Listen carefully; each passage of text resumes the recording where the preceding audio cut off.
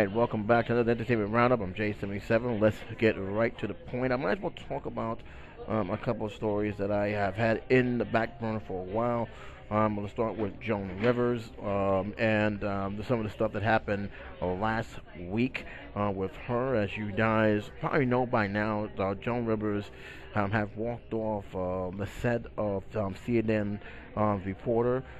This was something that sparked a lot of ongoing debate with me and a couple of friends of mine who was split whether or not Joan Rivers had done the right thing of walking off, or she should have stayed on and to stay focused on trying to promote her book. As you know, Joan Rivers appeared on CNN to talk about the book, but instead have gotten some very unusual questions, which led her to storm off. She was very angry, and she basically told Miss Wakefield, who was doing the interview, that the interview was negative. Everything was negative, and she basically said, "I was a comedian. This is what I was sent to the world with," and she basically threw down a microphone and basically walked off the set. Now, this is not just from this alone. This from a lot of stuff that's happened over the years. At least this year, she has been criticized for making some very tasteful remarks over Lindsay Lohan's problems. She was also criticized for her humor in the White House. So there's a lot of stuff that goes on with this, and of course you have this, which basically didn't really help matters in terms of her temper. Yet, I will say this, and I think this is very important. I don't think Joan Rivers was in the wrong for being upset. If you look at that report carefully and how CNN has approached this review, especially that reporter, it was clear that she was nitpicking on things that just basically scratch your head. She was promoting a book, and instead of sticking with the book, she seems to want to get a negative reaction towards Joan Rivers, and in the process, she got what she wanted. Only it didn't work in her favor. She basically was not happy about the situation. She came there expecting a respectful interview, and what she got was nitpicking. One of the nitpicking suggested about the mink coat on the cover of the book, which she said, I believe, confession of a mad diva, and needless to say, that didn't really. Diary of the Mad Diva Fire, and needless to say, that hasn't really voted some stars. I mean, out of all the stuff she chose to nitpick was the cover, and you can tell the reporter, once Joan Rivers walked off, didn't took it seriously. She thought it was a joke. She didn't realize what was going on, and she went on camera again saying that there was some not so nice things that Joan Rivers said to her off camera. So there was definitely some bad vibes. At the same time, this should not have happened in the first place. Have she just pretty much stuck by statement of fact? Yeah, you can joke around, but if you're doing it just to be spiteful, which I think the reporter was, you should not be surprised if anyone, whether it's Joan Rivers or Denzel Washington, pretty much react in a way you may not like. And this is not the first time I have noticed journalism act this way. Russell Brand, not too long ago, had a similar situation when he was in a talk show with a couple of people, and they didn't even know who he was, or just basically even failed to acknowledge he was in the room. And Russell Brand didn't walk out, but he handled it in his own best way, and I thought that was pretty much, it was pretty much bad. Okay, granted, not everybody's going to know who Russell Brand is, but you still should show a professionalism in terms of interviewing, get to know him, what he's doing, what kind of comedy he is, because a lot of people in this country, especially, still don't know what type of style of comedic flavor he is, and this was probably been a perfect opportunity, and yet it was pretty much wasted. And Russell Brand, who tried his best to keep his composure, really spilled out in the end when he basically just took over the show and just embarrassed everyone on that set. So this is not the first time. And basically, I'm gonna be honest with you, the way CNN or Fox or just news in general, the way they interview people isn't as professional as it once was, and in fact, it's pretty much poor. And CNN is no exception to this. I still can't believe that they cut off a senator to talk about Justin Bieber being arrested in Miami. It is not only just mind-boggling, it's just so unprofessional. And sadly, this is how the news has really represented himself in the past few years. It's gotten worse and worse, where it's not really news anymore. It's just cheesy entertainment, and for no reason. It's just out there. It just makes no sense for me whatsoever. Just give me the news. What's all this extra stuff? For what? For ratings? I got news for people who watch you is if you tell them the information that they need to know. But apparently that's not how it works now. News has become more of an entertainment stage. It's becoming more of a tabloid stage, if anything. And this is pretty much the perfect example. Could have Joan Rivers stayed and basically, duke it out and basically do her own way in terms of promoting her book?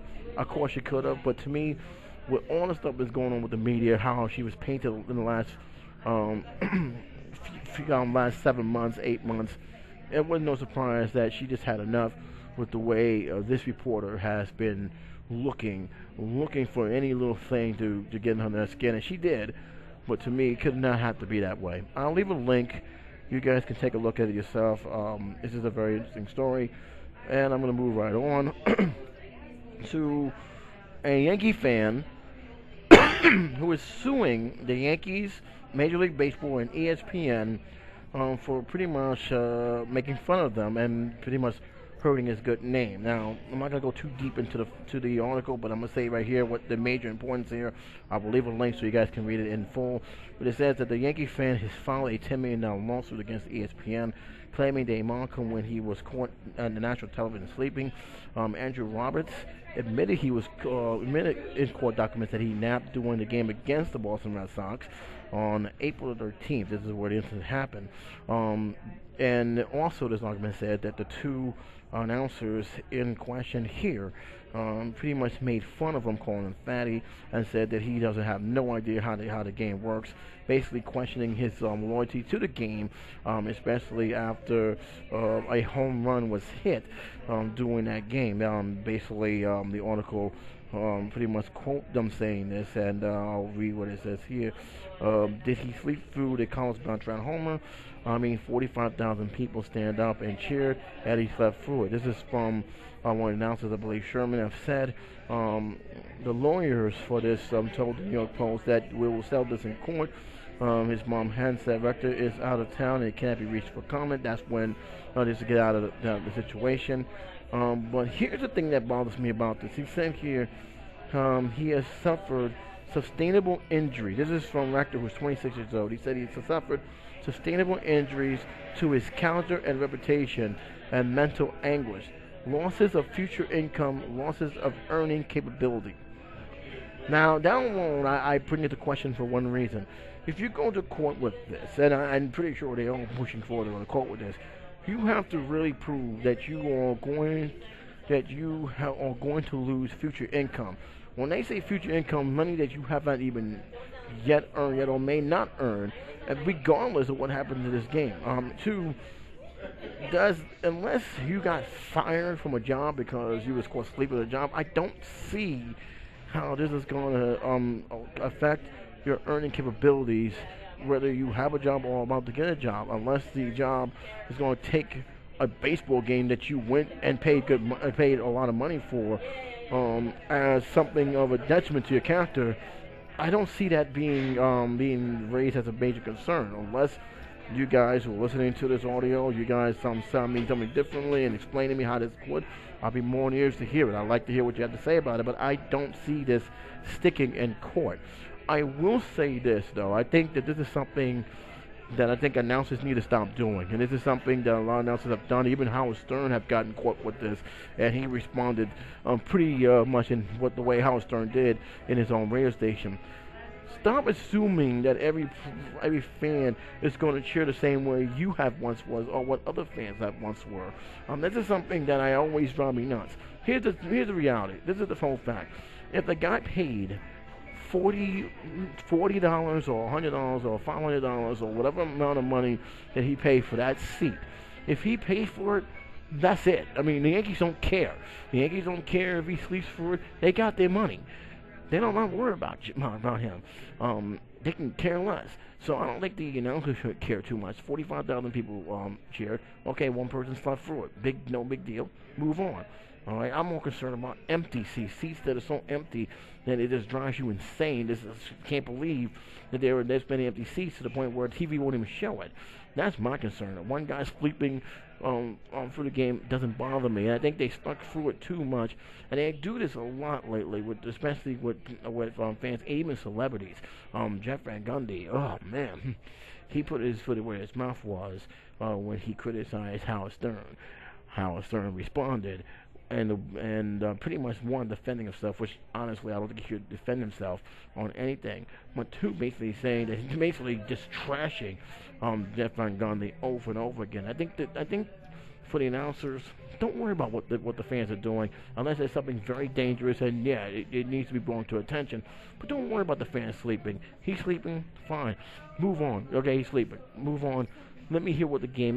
Let me hear what the game's going on. Let me hear the play-by-play. Whatever the guy's doing, that's it. He paid for the money. I can care less. Okay.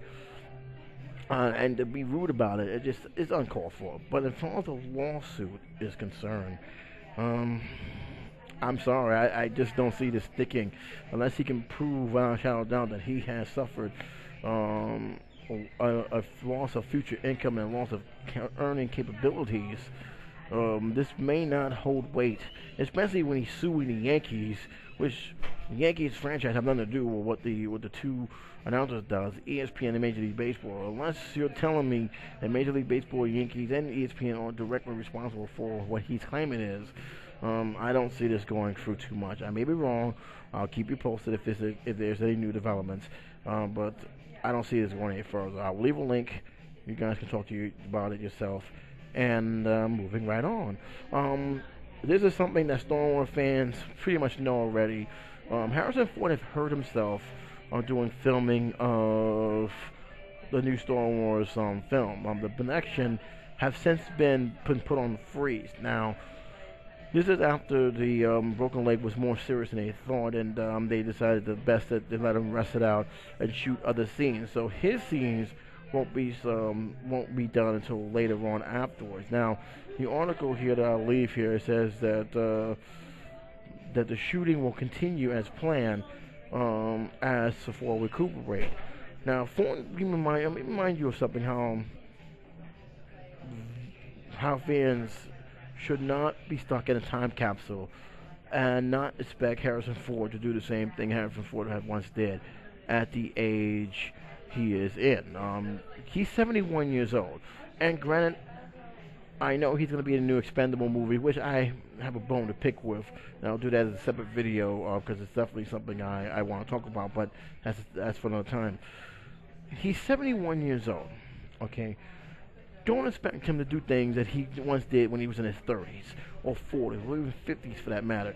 Keep in mind the age factor, and already we're seeing just the set is not even no more than a month and a half old, and we're already seeing the hazards that he has to go through and the stunts that he has to be in demand and how much it's going to take a toll on his body. Look, I'm happy that some of the old gang is back, but I don't expect them to be a major piece of this film. I'm looking at Star Wars, this film, as a passing of the guard. That's what I see it in this film. But yet, you know how fanboys get sometimes when it comes to their favorite characters.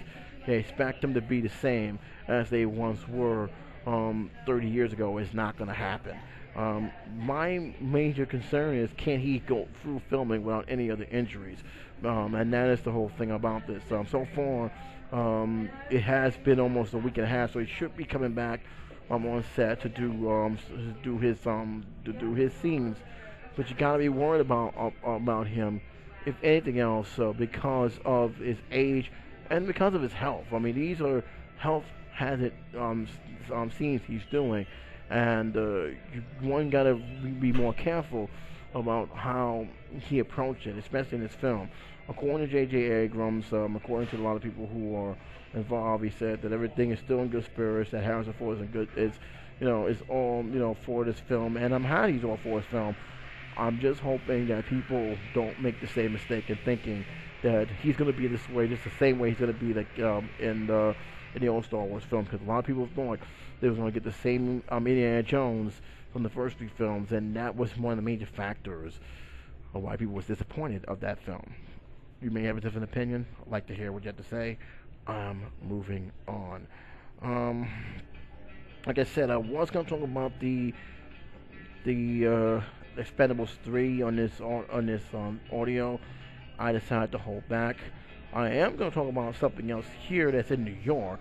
I don't know if anyone know about this. I know it was plastered all over New York. There was actually even a review done at Matic Expression. Good job, by the way, in that review blog. But Holler If You Hear Me, it was a musical, a Tupac Shakur musical, will be closing after just only a month. I would say I'm not surprised, but then again, I'm kind of wondering just how much tickets was being sold, because again, it was one of those shows that even those who were die-hard Tupac fans was confused by. Let me just read the article here a little bit. Fort Way's first hip-hop jukebox musical, Holler If You Hear Me, which was based on the poetry and music of Tupac Shakur and featured more than 20 of the prolific rapper's songs, will close on July 20th. Keep in mind, this is just open. The musical had a lifespan of less than 2 months and 55 performers, including previews according to the Associated Press. Including previews according to the Associated Press. In a statement, producer Eric L. Gold blamed the financial burden on the Broadway for the need to cease production, which starred Sir Williams as an ex-con trying to stay out of trouble, and Christopher Jackson as his friend who has become embroiled in violent lifestyle that begs for Williams' intervention. Shakur's mother, Afina, was also a producer.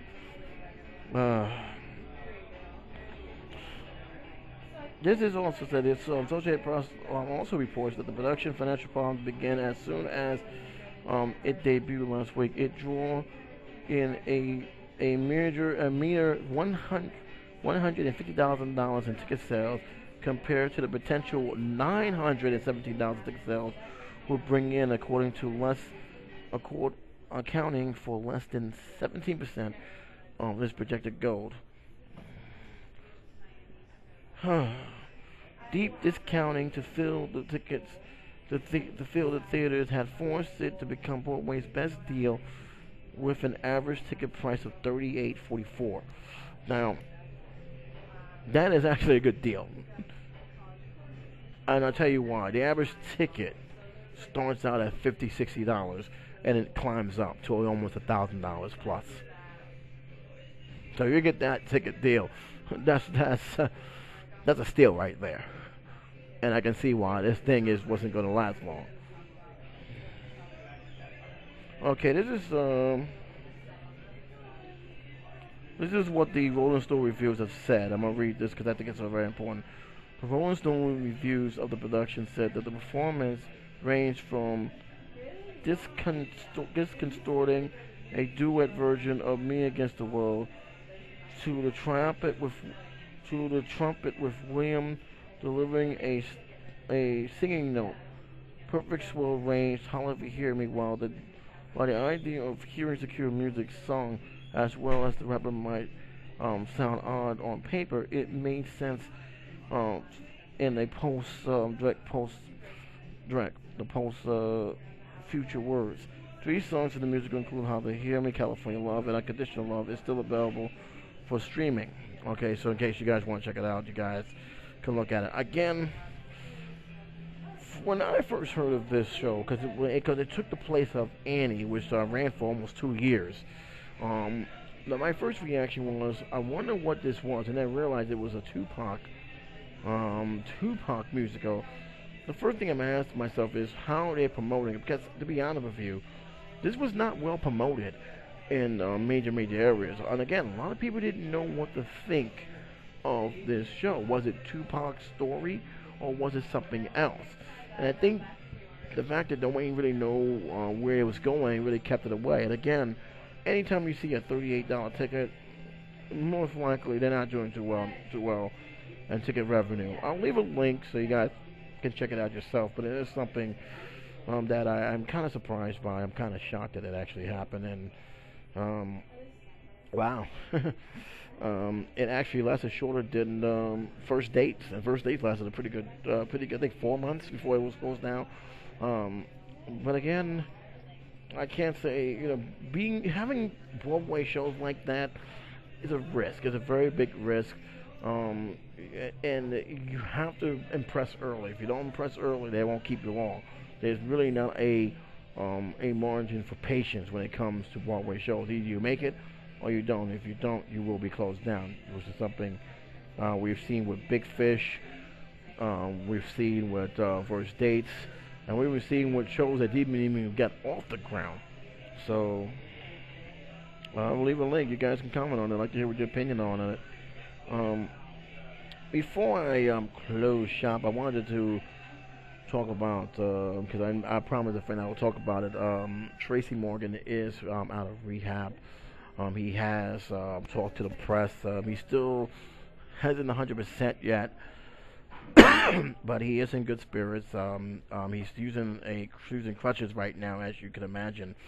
And again, they reminded us, the news media reminded us just how close and how lucky he was. Because if you see some of the footage of his limo van, I am amazed that he actually got out of that alive. I'm really, really amazed. Granted, there was still a tragedy there. One person did pass away because of this.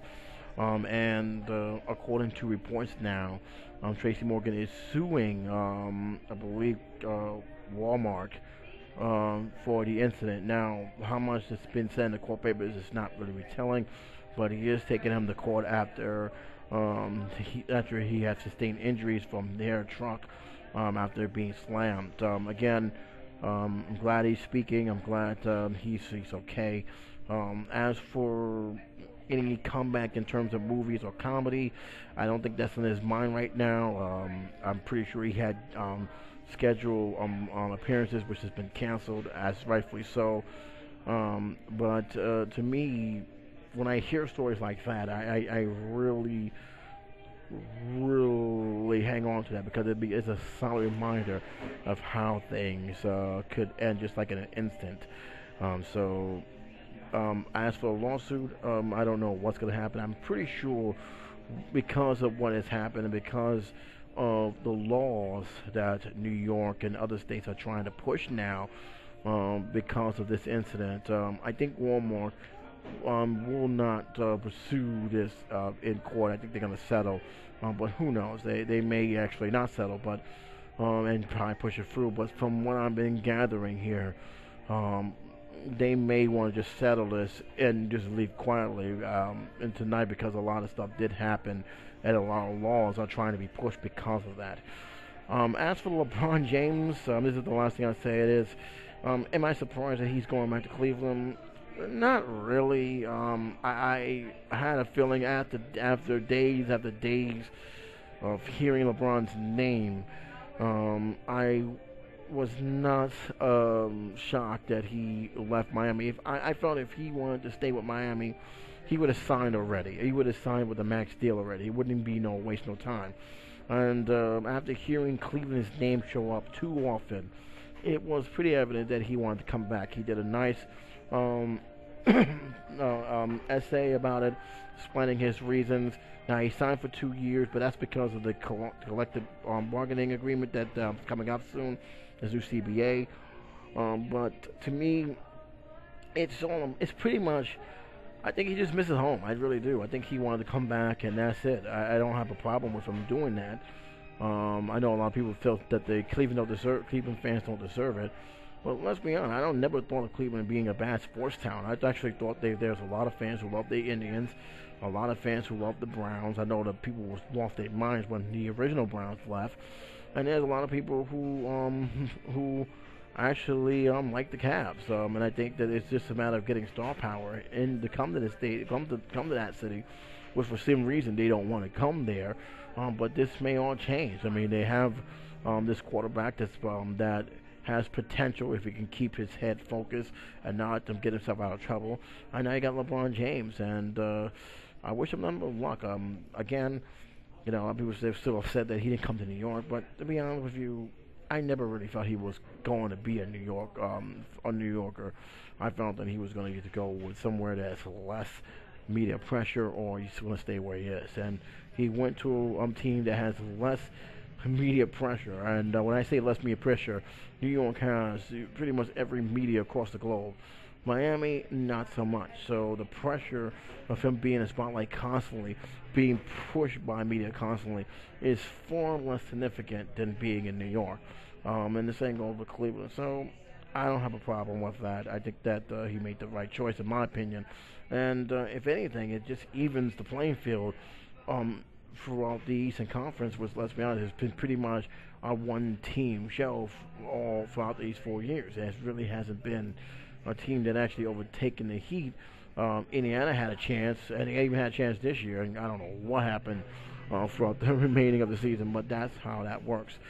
So to me, it's all about it's pretty much all about him going home, and that's all I got to say about that. So you guys may disagree, you guys may feel he should have stayed. I'd like to hear your opinion.